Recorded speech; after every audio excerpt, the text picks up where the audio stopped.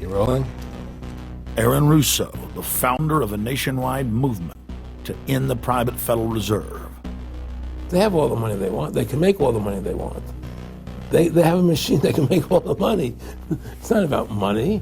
It's about control. It's about their vision of how they want to see the world. This was Aaron Russo's final videotaped interview. The whole agenda is to create a one-world government where everybody has an RFID chip implanted in them. All money is to be in those chips. And this is given me straight from Rockefeller himself. This is what they want to accomplish. With never before seen sections of the historic interview. Federal Reserve is poison to our country. Aaron, what do you think women's liberation was about? We, the Rockefellers, funded that. We funded women's lib. They do whatever they want to do. What we want doesn't matter anymore. It's their agenda, it's their plans that matter. Released in full for the first time. What happened on 9/11 is a phony, and we've never learned the truth about 9/11. You hear George Bush saying democracy means freedom. No, democracy equals New World Order. I believe God put me on this earth to be the best person I could be, and put everybody on this earth to be the best they could be. You have to stand up for what's right in life. And unless you do that, you're nothing. Reflections and Warnings, an interview with Aaron Russo. Award-winning filmmaker turned freedom fighter, Aaron Russo was an amazing individual. He'd been battling cancer for more than 3.5 years when he began making America Freedom to Fascism, that he shot, directed, edited pretty much on his own with just the help of a few people. An amazing individual. A long life of award-winning films, of hard work, and for standing up for the Bill of Rights and Constitution. When we first went and shot this interview, I put it out on the web for free, but parts of it have never been seen. So here today, you're going to have a chance to see the in-depth interview, the final interview with Aaron Russo. But his important work lives on. He made one of the definitive films exposing the elite that control this nation and the world, the private Federal Reserve. And the information he put out 2 years ago rings more true today than ever. And his film, America Freedom to Fascism, and Mad as Hell, and the other great works he did just continue like ripples in a pond to light bushfires in the minds of men and women everywhere. So this film is dedicated to the one, the only, Aaron Russo. You rolling? I'm honored to be interviewed by Alex Jones, a truth seeker, fighting for justice in America. He's charming me. It's getting me all smiley. Aaron, when did you start to think something was wrong in the world, or start to find out about the whole banking cartel and the Federal Reserve System, the New World Order? Well, that was a progression of events. I've always been a very independent person, always believed in individuality, and that we were put on this earth to be unique individuals to fulfill our God-given potential, and that the only way to fulfill your potential is to be free, to find out who you are, and to make your errors, to make mistakes. And as I grew up, I began to realize more and more the government was inhibiting me in things that I wanted to do. And what happened, I was very successful in the ladies' lingerie business. I worked for my dad. He had a small undergarment business. And I created the first ladies' bikini panties back in 1963, actually. And then I opened up a nightclub in Chicago called the Electric Theater that opened up the day Martin Luther King was assassinated. Wow. All right, and so the city of Chicago was in flames the day my club opened, and nobody came out to the club. And what happened was that that was the year of the Democratic Convention in Chicago in '68, and so my club became a hangout for the hippies, and because they wanted to go to Chicago and protest what was going on. And I was having a concert at my club one night to raise money. And the police raided the nightclub, my club, for no reason at all. And I was standing outside in my office overlooking the street, and I saw all these paddy wagons pulling up in front of my club. And I was a 24-year-old kid. I had no experience at all, really. So what are these paddy wagons doing here? And then I saw all these cops getting out of the paddy wagons coming into my club. I said, oh my God, they're raiding me. And so I ran down to the stage, and I got on the stage, and I stopped the band from playing. And I said to the people in the audience, we're being raided, so sit down on the floor, cooperate, and plot your identification and cooperate with the police. And as I said that, two of the cops from behind threw me onto the floor and grabbed me and started dragging me out of the club. I'm going, victory, victory. I'm playing it for all it was worth at the time. I was a kid. And then I saw the fire department there. And the fire department was dumping garbage cans, the garbage all over the floor. And I thought to myself, well, why are they doing that? Very quickly as they were dragging me out. And I didn't quite understand it. So they threw me into the paddy wagon. As I got into the paddy wagon, one of the cops grabbed my testicles from behind and squeezed. And I went into the paddy wagon in gigantic pain.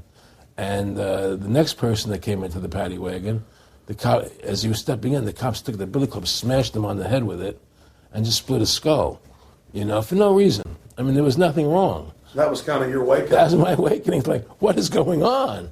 I thought this was America. So I initially blamed it on Chicago and Mayor Daley, thinking it was Chicago. And anyway, it was the headlines of the newspapers the next day. There was my picture in the newspapers, headlines, electric theater short-circuited, it was raided. And in the article, they went ahead and they said that the reason they raided the club was because the fire department came there and saw it was messy, full of garbage, and the hippies started attacking them, which was totally not true. Those dirty hippies? It was totally false. It was a complete fabrication. So they ran a false flag on you. They framed you. Yeah, of course. And I was in shock. I said, people lie like that? People actually do these things? I couldn't believe it. It was an awakening to me. And I went on television. I told people on television that they lied. Nobody cared. Nobody cared what the truth was. It was shocking to me. And then a week or 2 weeks later, I forget exactly what it was, two cops come to see me, a lieutenant and a sergeant, a captain and a sergeant. And they said, Mr. Russo, we're sorry if you got hurt that night at the club in the raid, but we're here to tell you that if you want to keep the club open, it's going to take $2,000 a month, and we're going to come see you once a month, and whenever we have to raid you, we're going to call you, and we'll let you know we're going to come in tonight and raid you. This was mafia. Well, the police mafia, And actually, it was actually more interesting that they said, listen, there's the A plan, there's the B plan, and there's the super deluxe plan. And each one will cost you that much money a month. Which one do you want? What was the super deluxe? That's the one I took. That was a $2,000 a month plan. And I took that plan, and I paid them $2,000 a month, and they left me alone. And whenever they were going to raid the club, they would come there, we're going to have a phony raid tonight, just to look good for the people in the neighborhood, So that was your first big education? That was my education into corruption in government, But I really thought that was basically Chicago. I didn't realize it was the whole country was like that. And so that was my wake-up call, that people lie and cheat and steal. And I thought everybody was always honest and nice and decent. And I had no idea about any of these things. Well, what happened with me was that they finally one day they came to me and they said, look, we can't take your money anymore. I said, why, what's up? What's going on? I said, we have to close your club. There's elections coming, and the aldermen in the neighborhood don't want you open anymore. So we can't take your money. So I had to go to court and fight them, and they were trying to close the club. And then one night there was a fire, and the club never reopened again. The club just closed, and that was the end of the club. And they burned me down. And that was the end of my experience. And then I moved back to New York, where I met Bette Midler, and I ran into her at a little nightclub she was playing called the Improv, and I thought she was fabulous. And through a series of events, I began managing her. And as soon as I started managing her, her career took off like a rocket. It was just fortuitous, I guess. And we became very, very successful. And through managing Bette, I started producing shows on Broadway where I won the Tony, and I produced a television show where I won the Emmy with Dustin Hoffman and Bette, and then I produced The Rose for her, where she got Academy Award nominations. Wow. And then that led me to producing Trading Places, which everybody knows. I think it's the best Eddie Murphy movie. Well, it's a good one. I don't know if it's the best, but it's a really good one. And I'm very proud I made that movie. And so in my mind, I feel as if I've made a classic comedy in Trading Places, a classic musical in The Rose, and a classic documentary in Freedom to Fascism. So I'm very proud of my work that I've done as a filmmaker. Back in the late 80s, I was a pretty big silver trader and gold trader. And I don't think I've ever told this story on tape before. I was a pretty big silver and gold trader. And I always paid my taxes, and I took what was a legal tax deduction on my silver trades. And a few years later, I think it was 88 or 89 or something, the IRS claimed that what I did, and other people did as well, was now illegal. We couldn't do it anymore. But they made it retroactive. I said, what do you mean retroactive? It was legal then. I did what was legal. I said, yeah, but it's now we're making it illegal retroactively. And that's not good. So you owe us $600,000 or $800,000. For what? It was legal. How could you make something retroactive? Change the law backwards in time. It makes no sense. Well, we're doing it. And so everybody said they can't do that. So we went to court, a class action lawsuit. And the judge agreed with the IRS and said they could do it retroactively. And that's when I knew that there was something wrong in America with the IRS and the system here, Aaron, you were telling me this story last night, and before you even finished saying, in the late 80s, the tax law, I said retroactive. And I knew that because they literally ruined my dad, but he paid. He didn't know. He still thought this was America. And it was legal tax law, what you're supposed to do. They said retroactively you owe, and with, not just retroactive, but they said you also have penalties and interest. That's right. So how do you have penalties and interest on something when they retroactively change the law? Well, first of all, they can't retroactively. How can you do something retroactively? Penalties and interest are a farce. The whole thing, because they do whatever they want to do. And that's when I realized America is not America. It's not the land that I was taught it was. Because they can do whatever they wish to do. And there's nothing the citizen can do about it. Now, you've made America Freedom to Fascism. I want to walk through that film, and I want to encourage everybody out there to get a copy of it on DVD. It was also in theaters around the country, and I think the best film out there on the Federal Reserve and the IRS and the whole banker scam, and I want to discuss that with you here. But I wanted to go back a little bit to the point that we discussed last night, where you don't advise people to not pay. And I do the same thing. People say, well, wait, you're saying it's a scam, but you're saying go ahead and pay it. And I like the way you summed it up. Well, it's really fairly simple. I mean, since making that movie, many people come to me and ask me whether they should pay their income taxes or not, and I never advise people not to pay. And the reason I tell them, I say, look, I've done a lot of research. The Supreme Court has ruled that the IRS has no authority. The 16th Amendment did not give the IRS the authority to tax your labor and your wages. That's a fact. All right, the Supreme Court is the law of the land, and the IRS does not trump the Supreme Court.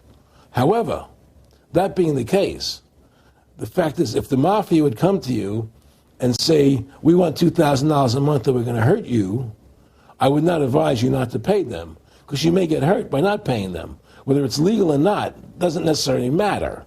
You're going to get hurt if you don't. It's the same thing with the IRS. They can hurt you. They can put you in jail. They can torture you. So if you don't pay them, you may get hurt. So I never advise people not to pay. I tell people, yeah, pay your taxes. Look what happened to Congressman Hansen. Yeah, Congressman Hansen's a great example. Pay your taxes. But you know what? Shut down the Federal Reserve System, and eventually you won't have to pay those taxes anymore. See, the IRS is a symptom of the problem. The real problem is the banking industry and the bankers in this country. That's where the real problem lies. That's the root of our problem. Well, that's why we've lost America, okay? So, yeah, pay your taxes, because if you don't pay them, you might get hurt. And I've heard all the arguments, what tax protesters say and so on and so forth. And I don't call them tax protesters. I call them the tax honesty movement, because they're being honest, at least. But the fact of the matter is, you're being forced, you're being compelled to pay it, because you're facing jail sentences, you're facing time, you're facing corruption of the courts if you don't pay, right? And so you pay it, because just like you'd pay the mafia. But with the mafia, at least you have the government to call and try and help you, to get past the mafia, to protect you. Here you have nobody to protect you. The American people are living in a matrix. They don't understand the truth of how things are working in this country, you know. And let me give you an example of what I'm talking about. The very fact is that if you ask 100 people on the street, what kind of government is America supposed to be? 99% of them will tell you a democracy. America is supposed to be a democracy. But that's a lie. That's an illusion. The word democracy is not written into the Constitution at one time. It's not in the Bill of Rights. It's not in the Declaration of Independence. The Founding Fathers hated the idea of a democracy. They thought it was the worst form of government there is. And I agree with them. Because in a democracy, 51% of the people control 49% of the people. If you're part of the 49%, you're not free. America was founded as a constitutional republic. And in that constitutional republic that we have, 99% of the people can't take away the rights of 1%. You have your rights because you were born with them. You have God-given human rights that nobody can take away from you. The government, the majority, no matter who they are, I can't take away your rights. And that's what our founding fathers gave us. But the psychological operations that they do to us, they make us believe that we're a democracy and that majority rules.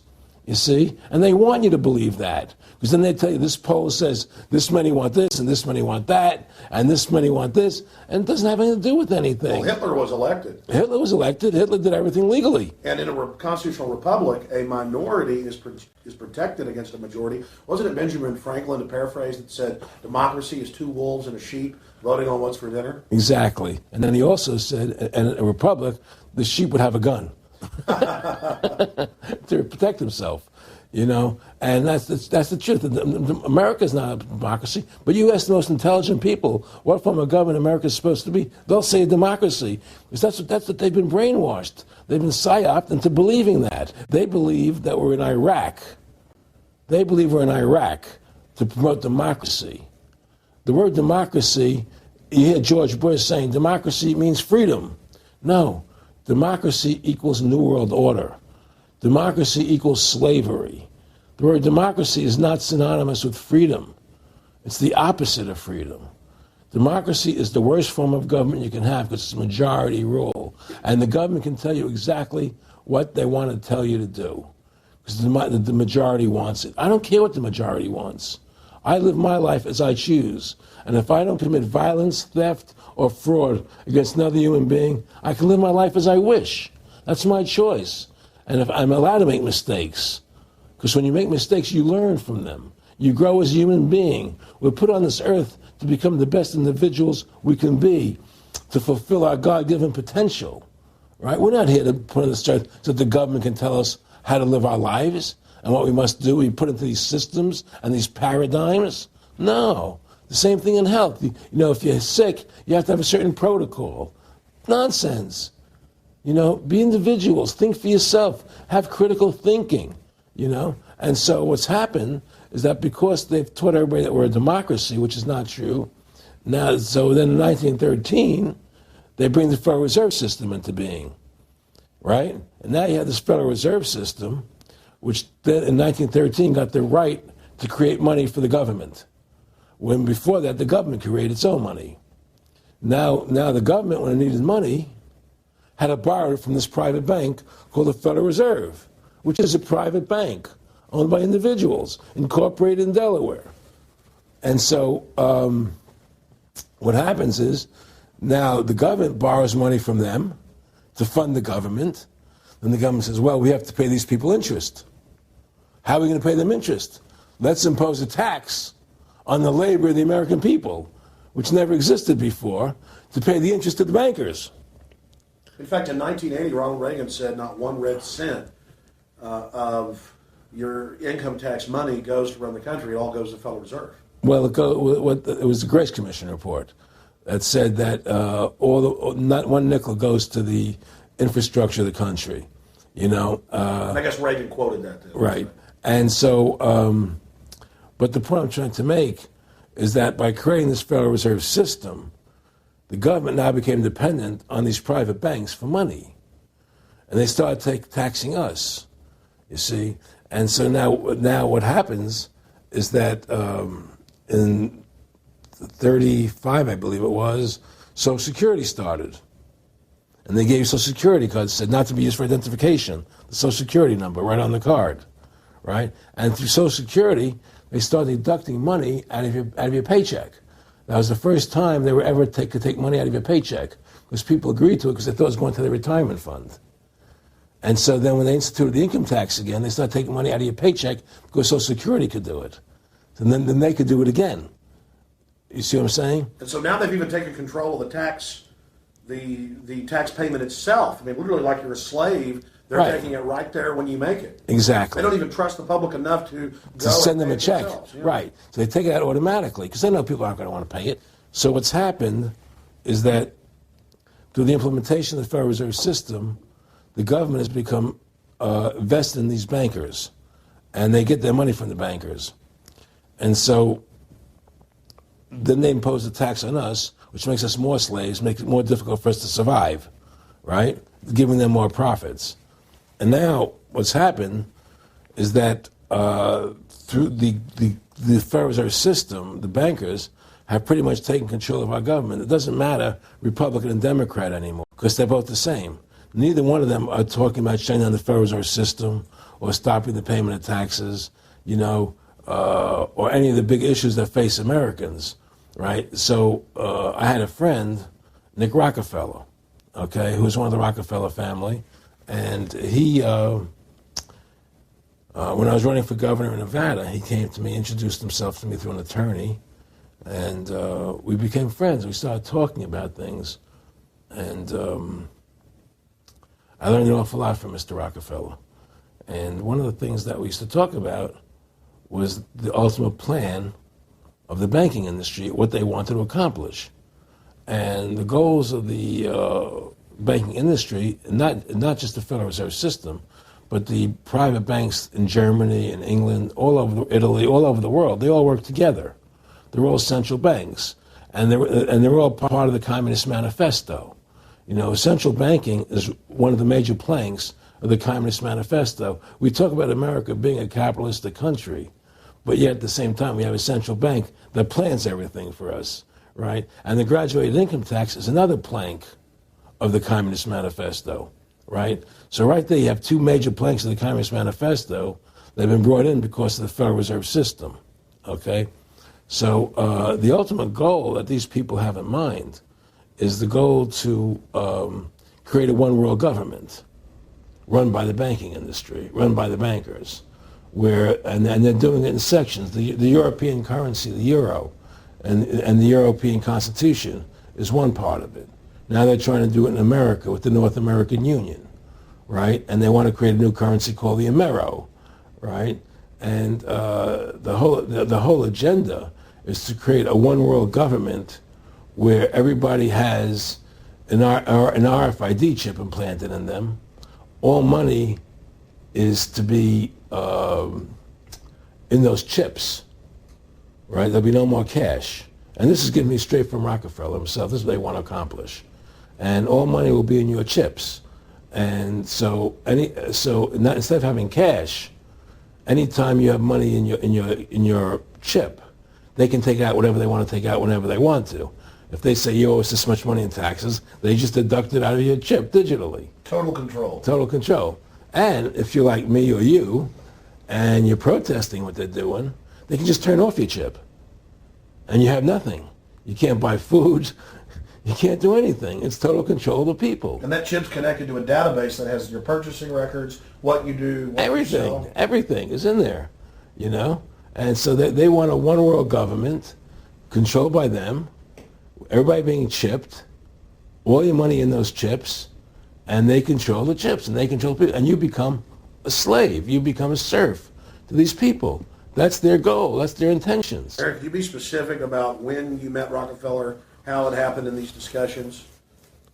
I met Rockefeller through a female attorney I knew who called me up one day and said, one of the Rockefellers would like to meet you. I had made a video called Mad as Hell, and he'd seen the video and wanted to meet me and knew I was running for governor of Nevada. So sure, I'd love to meet him. And I met him, and I liked him, and he was a very, very smart man. And we used to talk and share ideas and thoughts. And he's the one who told me 11 months before 9/11 ever happened that there was going to be an event. Never told him what the event was going to be, but there was going to be an event. And out of that event, we were going to invade Afghanistan to run pipelines from the Caspian Sea. We were going to invade Iraq, to take over the oil fields, establish a base in the Middle East, and make it all part of the New World Order. And we'd go after Chavez in Venezuela. And sure enough, later, 9/11 happened. And I remember he was telling me how you're going to see soldiers looking in caves for people in Afghanistan and Pakistan and all these places. And there's going to be this war on terror, which is no real enemy. And the whole thing is a giant hoax, but it's a way for the government to take over the American people. He told you it was going to be a hoax. Oh, yeah. Oh, yeah. There's no question. He says, there's going to be war on terror. And he's just laughing. There's no... Who are we fighting? I mean, why do you think 9/11 happened and then nothing's happened since then? Do you think that our security is so great here that these people who pulled off 9/11, who were able to, can't knock down another plane? Come on, it's ridiculous. 9/11 was done by people in our own government and our own banking system to perpetuate the fear of the American people into subordinating themselves to anything the government wants them to do. That's what it's about, and to create this war, this endless war on terror. And that's why and that was the first lie. And the next lie was going into Iraq, to get Saddam Hussein out with his weapons of mass destruction. That was the next lie. Now, specifically, this was a little over 6 years ago. This was 11 months before 9/11. Yeah. And Nick Rockefeller, who's a lawyer, he's become your friend over the previous years, and he's saying to you that there's going to be this big event, and then out of that we're going to have a war on terror, and it's just going to go on and on. Right, an endless war on terror without any real enemy. That you can never define a winner. And did he say that it's going to be perfect because you can't define an enemy? It just goes on. Yeah, because you can't define a winner. There's no one to beat, so it goes on and on forever. And they can do whatever they want. They scared the hell out of the American public. Look, this whole war on terror is a fraud. It's a farce. It's very difficult to say it out loud because people are intimidated against saying it. Because if you say it, they want to make you into a nutcase. But the truth has to come out. That's why I'm doing this interview. The fact of the matter happens to be that the whole war on terror is a fraud. It's a farce. Yeah, there's a war going on in Iraq because we invaded Iraq. And people are over there fighting, But the war on terror, it's a joke, And until we discover what really happened on 9/11 and who was responsible for 9/11, because that's where the war on terror emanates from. That's where it comes from. It was 9/11 that allowed this war on terror to begin. And until we get to the bottom root of 9/11, the truth of 9/11, we'll never know about the war on terror. Aaron, you said that he was, and I think it's important, and I know this about the Rockefellers from Dr. Dennis Cuddy and many others who literally, you'll be 20 years old in a lunch line at college, and it was David Rockefeller. And here's here, they're experts at recruiting and getting what they call players, and that clearly he was, I want to make it specific and just get you to reiterate what you said last night about you got 30% of the vote, you were having an effect, you made mad as hell, they knew that you'd started the Constitution Party, They knew that you were somebody who was taking action and getting things done, you'd already made some big films, had a lot of other successes, right. So they were trying to recruit you, and didn't it come down to the point of, hey, we are here to recruit you, and don't worry, your chip's going to say, don't mess with us, this guy's don't touch. Yeah, yes, that did happen. I was definitely being recruited. But it's more subtle than that. Well, in your words, just go through the process, and then what he said. Well, what it is remember we were friends, and he used to come to my house a lot. We'd have dinner, we'd talk, and he'd tell me about business investments, how you get involved in, or they would help me with this business investment or that business investment. And was I interested in joining the Council on Foreign Relations? I would have to get a letter to join them, but was I interested in that? And, just stuff, leading you on. And I used to say to him that I never really did that because that wasn't where I was coming from. As much as I like you, Nick, you're your ways and my ways, we're on the opposite side of the fence. I don't believe in enslaving people, and he would come back with, "Oh, I do." Or, well, it would be more like, it's better for them. Well, it's more like, how do I put it? It was like, what do you care about them? What do you care about those people? What difference does it make to you? Take care of your own life. Do the best you can for you and your family. What do the rest of the people mean to you? They don't mean anything to you. They're just serfs. They're just people. It was just a lack of caring, and that's just not who I was. It was just sort of like cold, it was just like cold, and I used to say to him, what's the point of all this? You have all the money in the world you need. You have all the power you need. What's the point? What's the end goal? And he said the end goal is to get everybody chipped, to control the whole society, to have the bankers, the elite people, the bankers and some governor controlling the world. And I said, all the people in the Council on Foreign Relations believe this way you do? He said, no. Most of them believe they're doing the right thing. A lot of them believe it's better off being socialistic. We have to convince people that socialism is really capitalism. Because America is becoming a socialist country. It's a communist country today. Well, one of the things they told me was that he was at the house one night, and he would talk, and he started laughing. He said, "Aaron, what do you think women's liberation was about?" And I said, I had pretty conventional thinking about it at that point. I said, I think it's about women having the right to work, getting equal pay with men, just like they won the right to vote, And he started to laugh. He said, "You're an idiot." And I said, "Why am I an idiot?" He said, let me tell you what that was about. We, the Rockefellers, funded that. We funded women's lib, And we're the ones who got all over the newspapers and television, the Rockefeller Foundation. He says, and you want to know why? He says, there were two primary reasons. And one reason was we couldn't tax half the population before women's lib. And the second reason was, now we get the kids in school at an early age. We can indoctrinate the kids how to think. It breaks up their family. The kids start looking at the state as the family, as the school, as the officials, as their family, not as the parents teaching them. And so those are the two primary reasons for women's lib, which I thought up to that point was a noble thing. When I saw their intentions behind it, where they were coming from when they created it, the thought of it, I saw the evil behind what I thought was a noble adventure. Aaron, did you know that Gloria Steinem, in one of her own books, now admits the CIA funded Miss Magazine? No, I had no idea about that. No, I never heard that. Yeah, we're going to... CIA funded Miss Magazine? Funded Miss Magazine with the stated goal of taxing women and breaking up the family. No kidding. I never heard that. Well, Nick told me. I mean, I know it, but not because I know the CIA was involved in it. Well, Gloria Steinem was proud of it. Oh, the CIA wanted to help women. No kidding. So they funded it. Yeah, and of course it's divide and conquer. Right, and of course. What they do is they focus in, obviously, on real problems. Women were getting shafted in many ways, but the elite wasn't planning to help them. They were planning to really shaft them and take men away from them. Look at what they did with black families. You only had about 10% illegitimacy 50 years ago in black communities, and now it's over 90%. And look at welfare. We're going to give you some money, but you can't have a man in the house.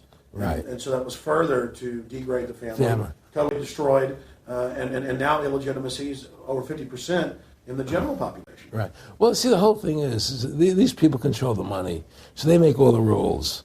You understand? And they put whatever rules they want into effect. And the truth is, America has really become a socialist, communistic country.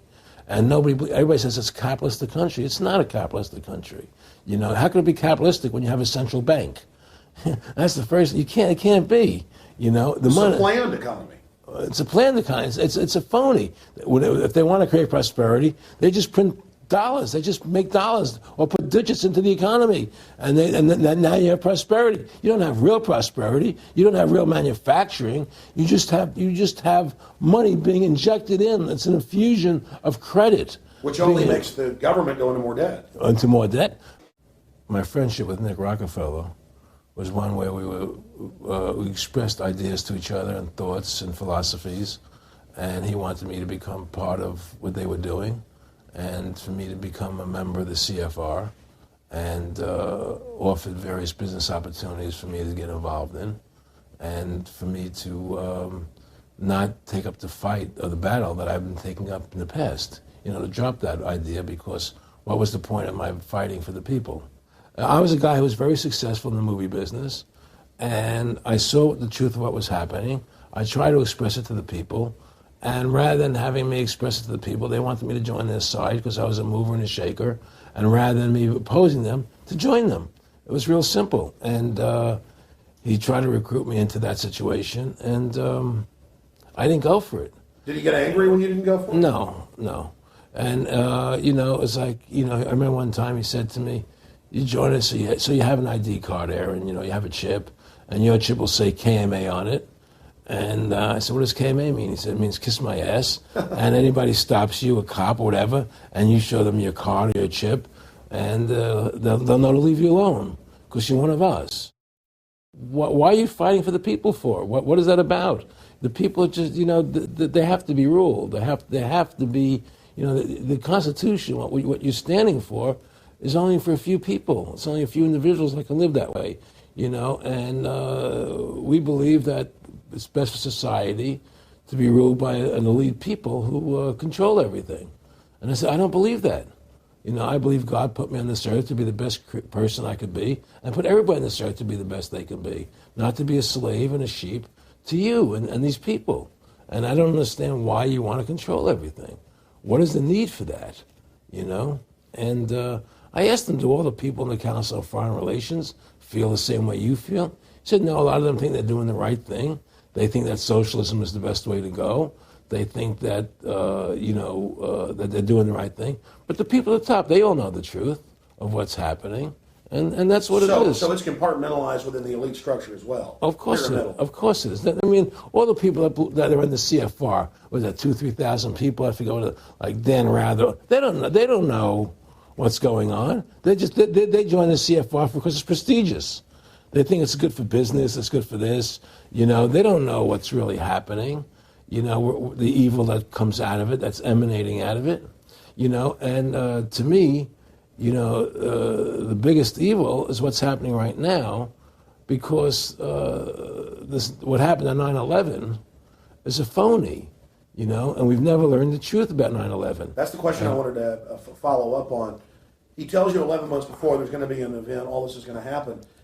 What did you think on the morning of 9/11? Where were you, and did you think about Nick Rockefeller and what he had told you when you saw those towers fall? No, I was actually in Tahiti when 9/11 happened, and I got a call from my son, and my son said the Twin Towers, they were just attacked and they were falling down or something. So what are you talking? I was in Tahiti, I was asleep, and he says, yeah, they were hit by a plane, and so where I lived, where I was in Tahiti, there was no television, so I had to run around the other side of the island to a hotel where they had, and it was all on television, and that's when I first saw the stuff on TV about it. And I didn't immediately equate it to Nick, but when I realized that we were going to go into Afghanistan, Iraq, and as that developed, I realized what it was. I mean, to me, I see people like Bill O'Reilly on television, right? And I see how much they control the media. Like there's this girl on Bill O'Reilly the other night from an organization saying the world can't wait. And this girl was spot on. Everything she was saying was the truth. And all Bill O'Reilly could do was call her a lunatic. He couldn't challenge the facts. They just call people names. They can't, and until we just find that, look, this world, we're heading into a world of danger, possible nuclear wars, because the banking industry is trying to take over the world. 9/11 is the beginning of the war on terror. That war on terror is leading us into Iraq, which is the next lie. So you had the lie of 9/11, how that happened. Nobody knows how Building 7 came down. Okay, we know 9/11 was a fraud. The American people don't know it, but more and more of them are believing it. Okay, so that was the first lie. Besides the I'm not going back to the inception of the Federal Reserve, that original lie. But 9/11 was the first lie in this present state we're in. 9/11 is the kickoff of the war against the American people and the people of the world. 9/11 was a phony. It's a fraud. It didn't happen the way they told us it happened. Now, because of 9/11, we then had the authority to go into Afghanistan and Iraq. Iraq didn't have weapons of mass destruction. Okay? So that was the next lie. Now they're talking about going into Iran. Now, how would you feel if you were Iran and you had this big, powerful country, America, go into your next-door neighbor, take over their oil fields, right? Wouldn't you be worried that what they were going to do to you? Of course you're going to be worried. But the people of America don't think about it from Iran's point of view.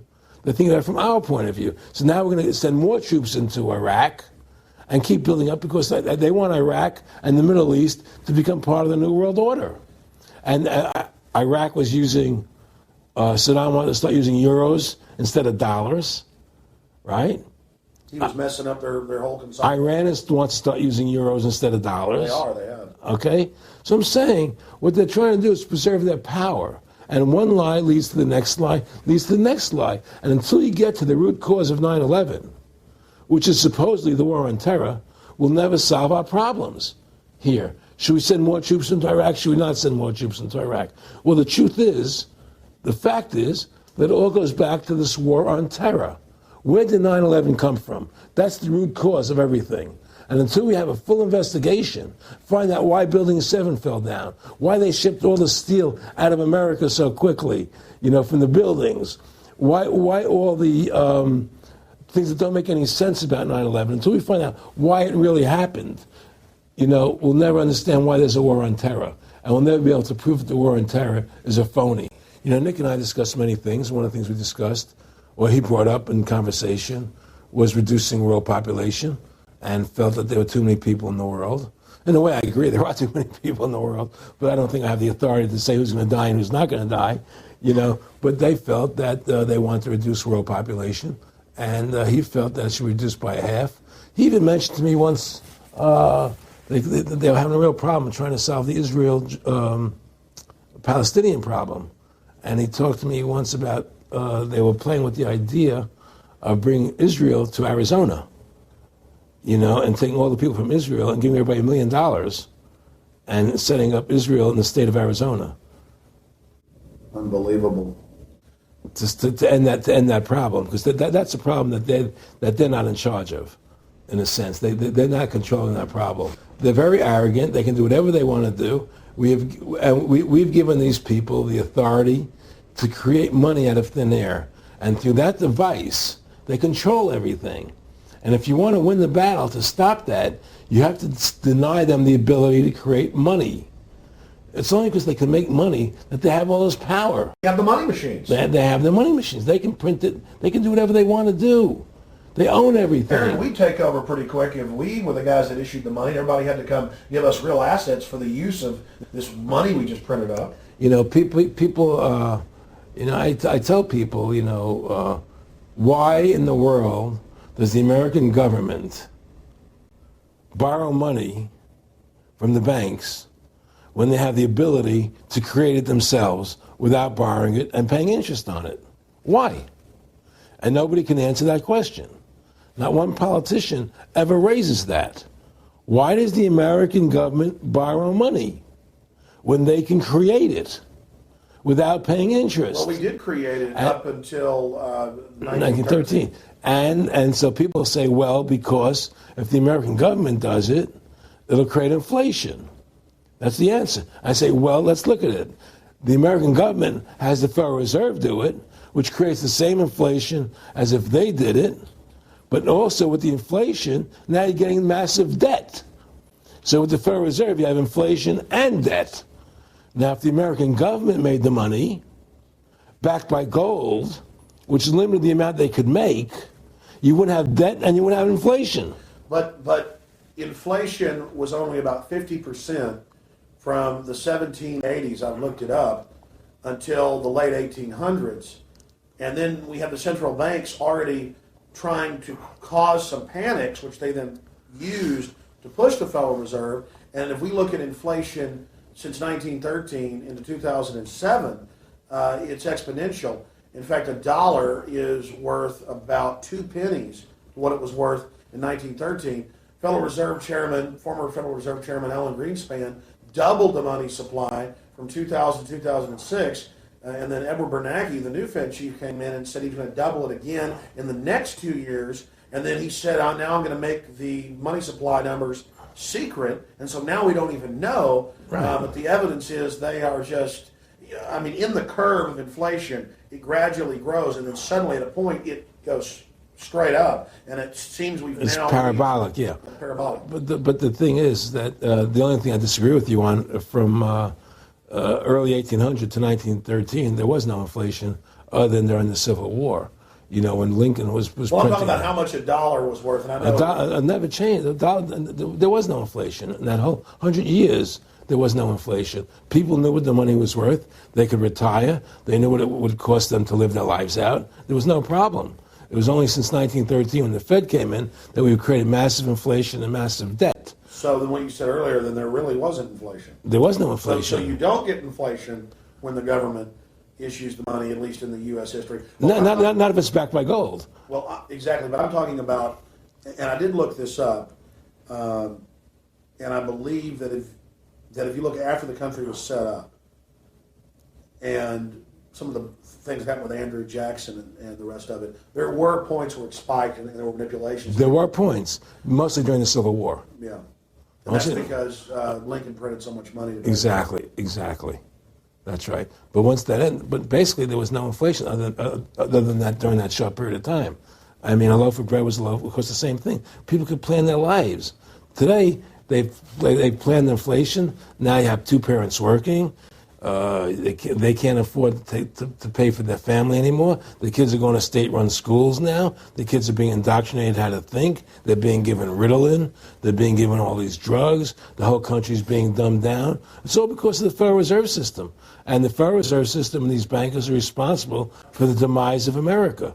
And if we ever want to win this battle, you must shut down the Federal Reserve System.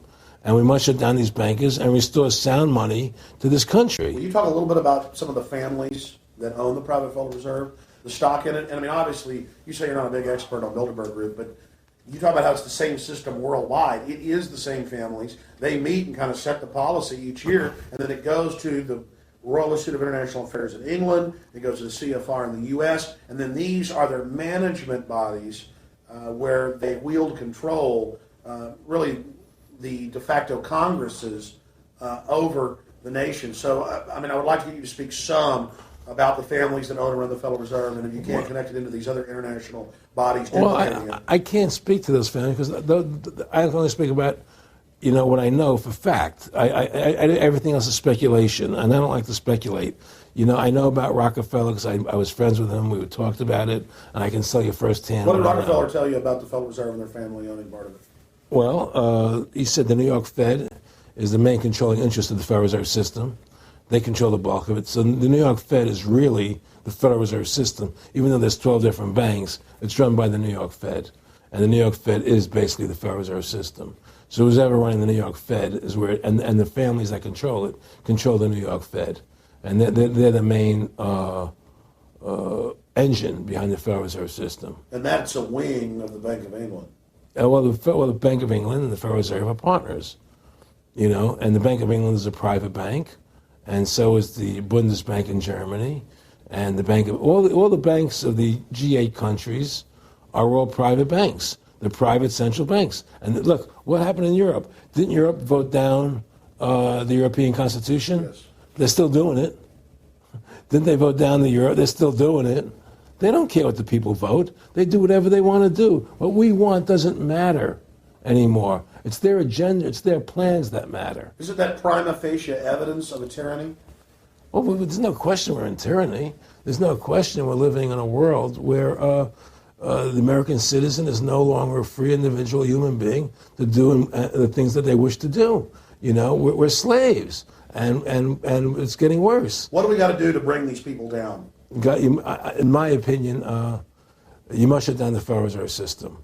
And I think that there has to be an uprising. There has to be an uprising. People have to stand up. I can't do it alone. You can't do it alone, Alex. And we need to get a majority of people, not a majority of people, but It was 5% won the war against the British, a highly motivated group. But I agree, people have got to get angry first.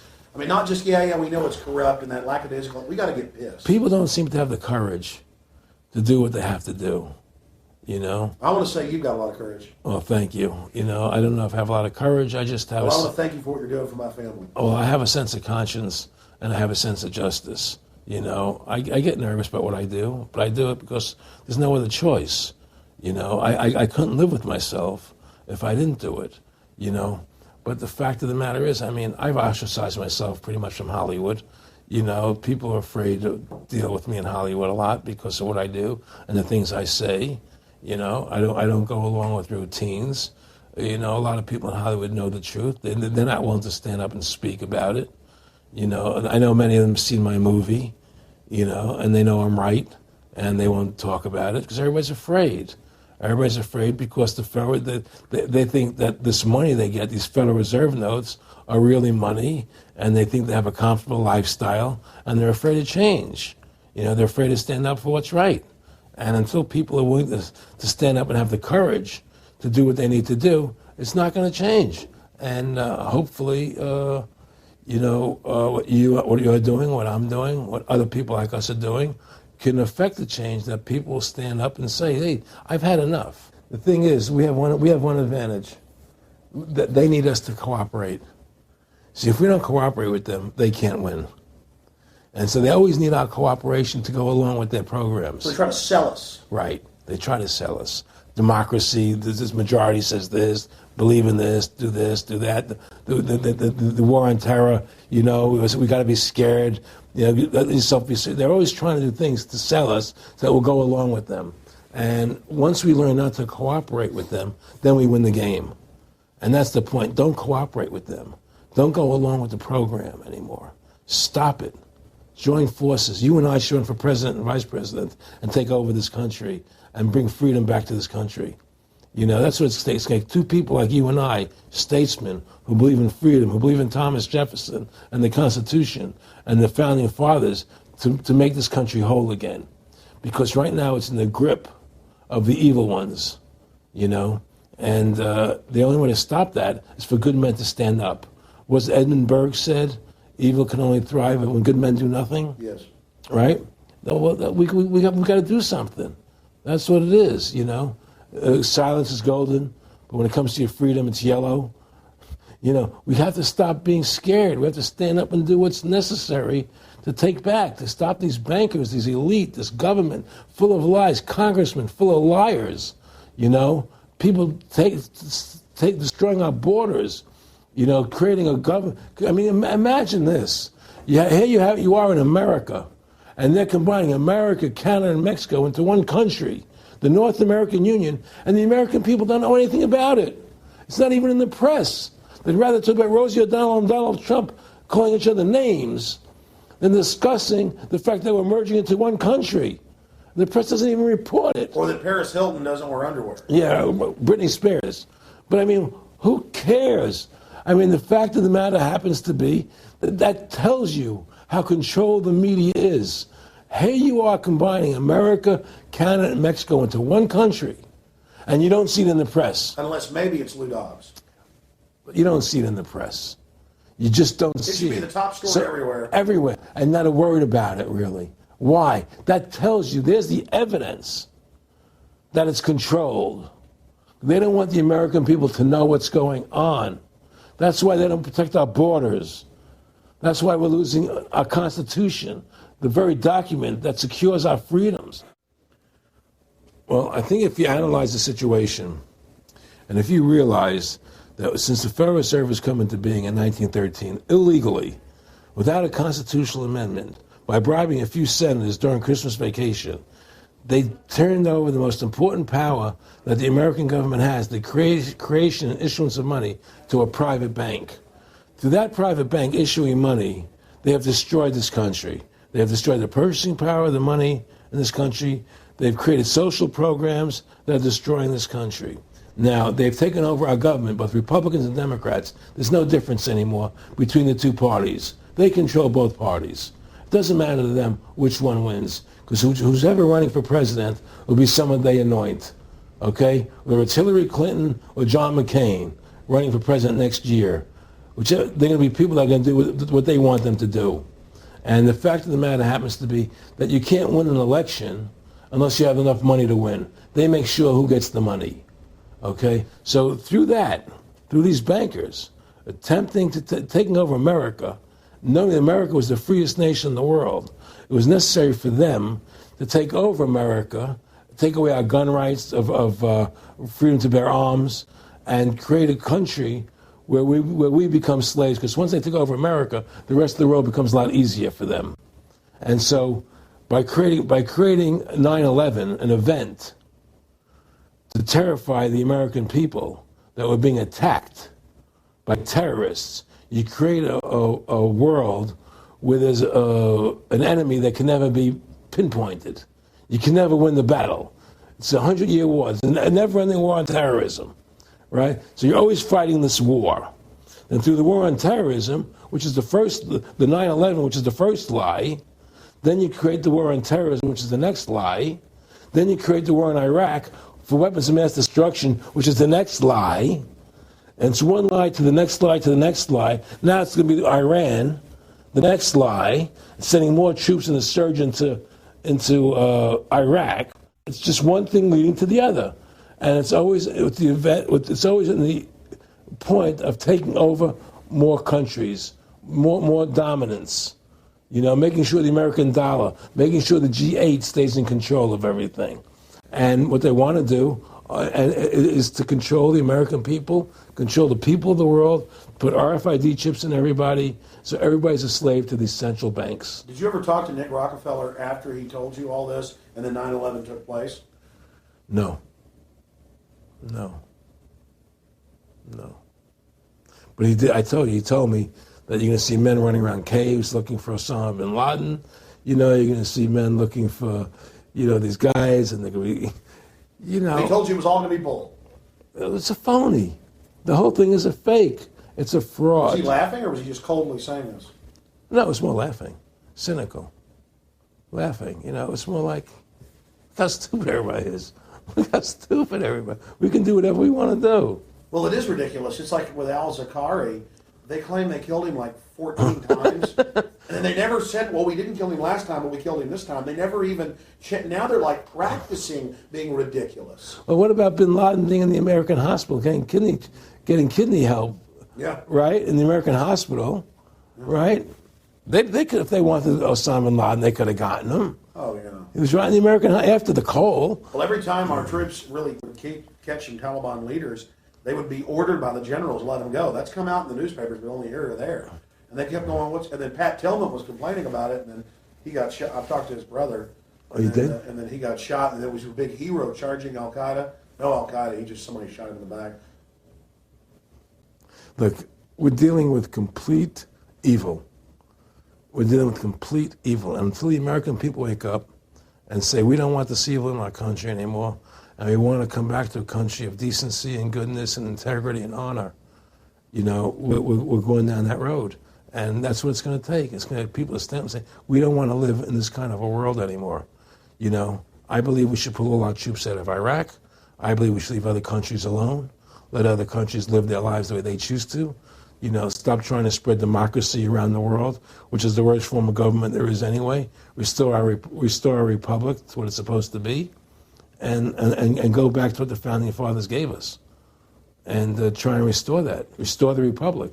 Like the point of everything is that we have to mobilize. Each one of us. You and I can't do everything, Alex. You and I may be leaders. We may be out there, and people listen to us, what we have to say, and follow us. But the truth of the matter happens to be, it takes all Americans to stand together, to stand tall, to mobilize and say, we're not going to take this anymore. I'm mad as hell. I'm not going to take it anymore. We're going to stand up and fight the battle. And you and I can't do this alone. We're just leaders of the thing. But other people have to join in with us and stand side by side, shoulder to shoulder, and say, I'm not going to take it anymore.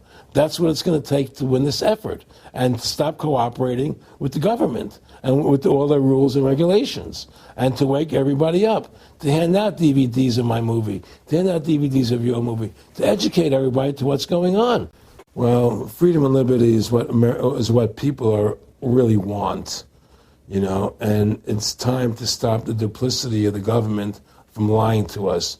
You see, many people know the truth of what's happening in this country. They know the truth, like the numbers you gave about 9/11, but they're afraid to stand up. People have to find their courage and stand up and say, I'm not going to take this anymore. I know the truth, and it's like they create a situation where if you tell the truth, you're considered a lunatic. In other words, if someone goes on a TV show and says 9/11's an inside job, oh, you're an idiot, you're crazy. They call you names. You can't be afraid of that. Well, it doesn't work anymore. I mean, they have no facts. Just calling you crazy doesn't make you crazy. Well, we know that. They also go get kooks who are kooks to put them on and then say they represent us. That's right, exactly. Another tactic. Exactly. And Bill O'Reilly's great at that. Sean Hannity is great at that. They just put people on who they can dominate, But why do you think guys like that, they're not stupid? I mean, I've talked to people that know them. They know the truth. Why do you think they decide to join the evil? That has to be in their hearts. I mean, I had the opportunity to do that, and then in my heart I couldn't do it. So it has. But I mean, how could you or I consciously be involved in something like putting AIDS virus in black Africans' vaccines? I mean, what the hell?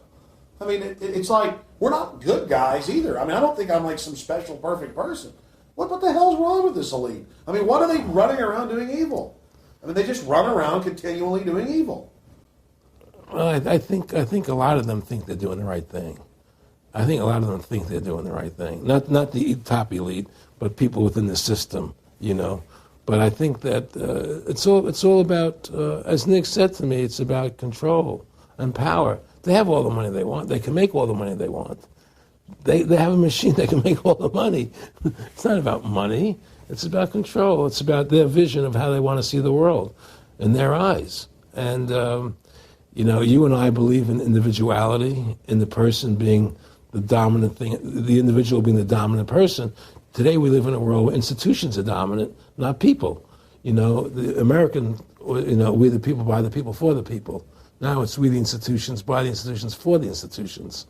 People are secondary. It's all about corporations and institutions. And the Federal Reserve is the biggest institution in the world. If you ask somebody what's the biggest corporation in the world, they'll say Google or Walmart or Exxon or something. But the biggest corporation in the world is the Federal Reserve System, right? And all the other corporations feed off the nipple of the Federal Reserve System. Well, it's like the Monopoly game. The bank always wins. It has unlimited money. It's not the people playing on the board. Exactly. The bank owns the board, the box, the shelf it's sitting on.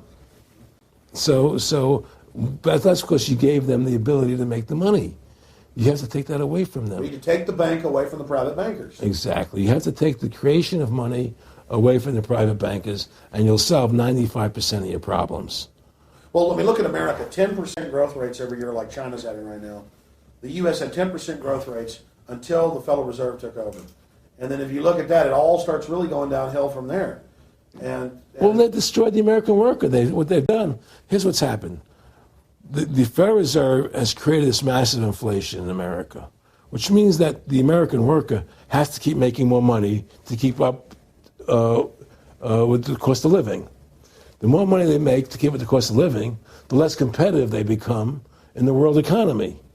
So now what happens is we have to pay our workers so much to keep up with the cost of living. Say, well, screw the American worker. Let's go overseas now and get the cheap labor. But really, that's a war being waged against the middle class. Of course the bankers print the money. Really, this is a war being waged against the middle class. The bankers print the money. Everything they're doing is about destroying any private pools of wealth or independence. Yeah, but what I'm trying to say is because of the inflation that they've created, they've now allowed other countries to outcompete us. You see, because other countries don't have to pay as much money as we have to pay here to our workers to survive. Yes.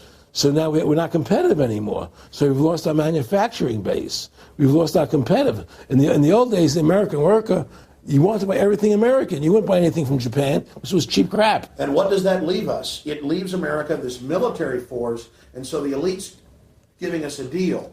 We'll continue to build up your military and give you homeland security jobs, shift your economy over to being the bulldog enforcer of the New World Order. Exactly. You can either do growing the economy, they force everybody into that position. That's exactly correct. That's exactly correct. And there's no more manufacturing here. We're a service economy. We do nothing. We provide nothing. We provide nothing to the rest of the world anymore. Well, first of all, Freedom to Fascism is a movie that everybody should see, because we show the fraud of the income tax. We show how judges put people in jail for no reason. We show the corruption of the justice system, and we show how the Federal Reserve came into being and how it's controlling society, and how all the central banks of the world are working together through the Bank of International Settlements in Switzerland, which is the central bank for all the central banks, and how they all work together to create this one world government, the one world order, which is what they're trying to do. So Freedom to Fascism is a movie just to get you a good basic education about how the world is really working. And I really want everybody to see that movie. Critical.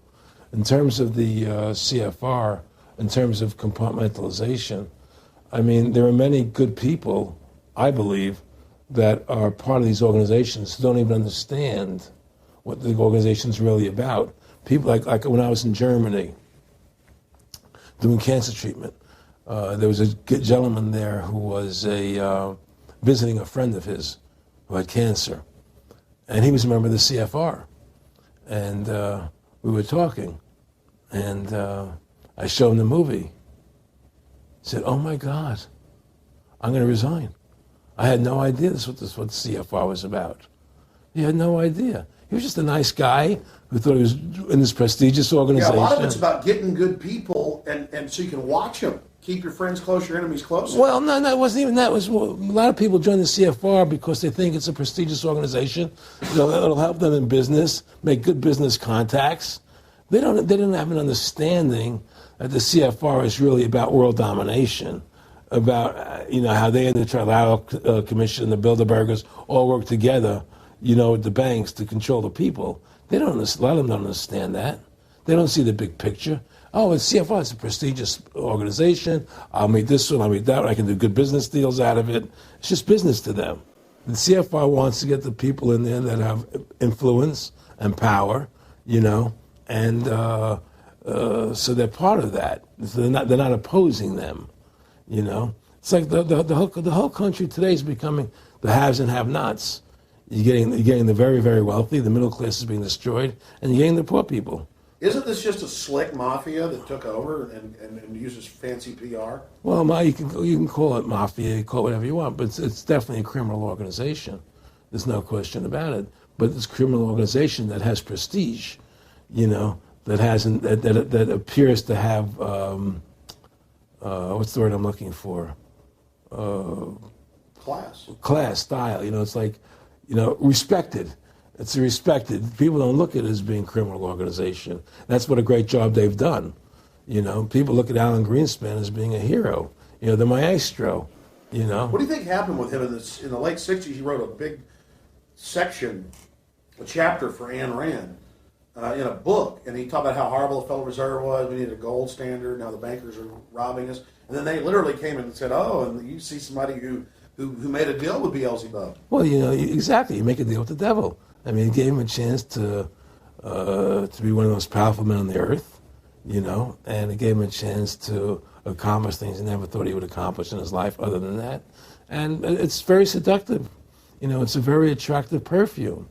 I mean, I was attracted when they came to me and spoke to me about it. I thought about it. I was attracted to it, They asked me if I wanted to open up these nightclubs, open up a chain of Baywatch nightclubs, and we'll do this thing, we'll do that, and we can do this. I mean, all these things were proposed to me, business ventures. But you know what it is? It was your nature, though. It's the way you are. You couldn't take the deal. Well, I can't do that to people. I just can't be in a position where I can do that to other people. I have a conscience, and my conscience would not permit me to do that. People say I'm very courageous. I don't think I'm courageous. I think I have a conscience. And my conscience doesn't allow me to do that to people. It makes me feel sick. You know, I just don't believe in it. No, I agree. When I do bad things, I feel bad. When I do good things, I feel good. Yeah, exactly. I feel the same way. And I mean, I don't know what's going to come out. I mean, I don't have that much money, but I've got some money. And it's like, what more do I need? I can go on a trip if I want. I can help pay for my kids to go to school and have my wife, comfortable. I mean, how do I go out and screw people so I can have some more junk? Well, you know, money's a funny thing. You know, I was talking to Michael Eisner one day, and I said to Michael, you may have $1 billion, Michael, but they're all dollars. You know, if the dollar goes bad, how much money are you going to have? You know, and that's the thing. You know, everything is denominated in dollars. Everybody thinks in terms of dollars, but the dollar has no value. And someday it's everything returns to the mean. Well, really, the whole financial universe we live in, is a matrix fraud. Yes, it is, and that's why it's going to come crashing at some point. And they're going to try and hold it up as long as they can. I mean, whenever they want to manipulate the markets, they can. If they want to send the price to go down lower, they can. If they want to send the stock market up, they can. They do that. There's no more free markets. You don't live in a society where free markets rule anymore. You don't live in a capitalistic society. But meanwhile, they say it's capitalistic and free market all day, when really they're waging war financially and politically. Exactly right. Aaron Russo, I want to thank you for this interview. Anything else you want to add? No, I'm happy to do it for you. How about your website? My website, freedomtofascism.com. Go over there, take a look at it. But just, folks, all I can say is, take our country back, restore the Constitution. Don't let these bankers do this to us anymore. Stand up. Don't be afraid of them. And do what you got to do, And I have plans in the works. And when I get over my problems, we'll reveal them, And I'll be supportive of that. Thank you, Alex. And listen, you've done a great job alerting people to the truth. And in other words, don't be afraid to be ridiculed by these people. If 9/11 was a phony, and I know it was, then stand up and say it's a phony. Don't be scared to tell the truth. Don't allow their powers of trying to make you look silly to frighten you. What do you think of what Charlie Sheen did? I love what Charlie Sheen did. I was so respectful of what he did. I just applauded him. People saw right through that attack. They flipped a light switch when they went after him. Yeah, but they don't. You see, the thing is that more people don't come out and do it. To build that wave. Charlie did it. I'm really proud of the guy. David Lynch did. But the media was smart and didn't bite this time. Right. I mean, a few people have, but they're not picking up on it because they control the media. James Brolin did on The View. I heard that as well. But again, they're not picking up. Barbara Walters looked like she's about to have a heart attack. But they don't pick up on it. You see, they don't allow it to go anywhere. It comes if someone says something, they let it die. But they keep perpetuating, the war on terrorism. They keep perpetuating all these things that are lies. And because we've given the Federal Reserve the money-making power, they control the media, they control the government, and they're all in bed together. So you're fighting all this propaganda all the time, and it's a very difficult fight.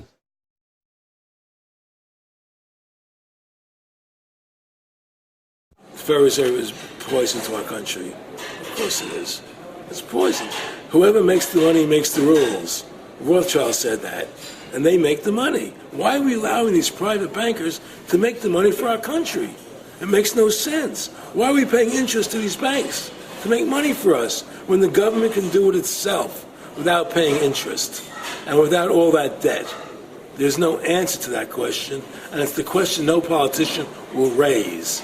Everybody talks about America's debt, how much debt we're in. We're in debt because we have to borrow money. But we don't have to borrow money. They designed it so we go into debt. Exactly. We can create the money and back it by gold so they can't create too much of it, so you don't have the inflation. And do what the founding fathers gave us.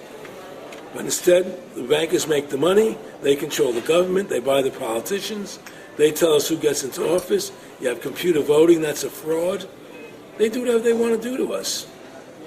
They do whatever they want to do to us, and it has to stop. How could there be a war on terror and actually say that we're having a war against terrorism and leave the borders wide open?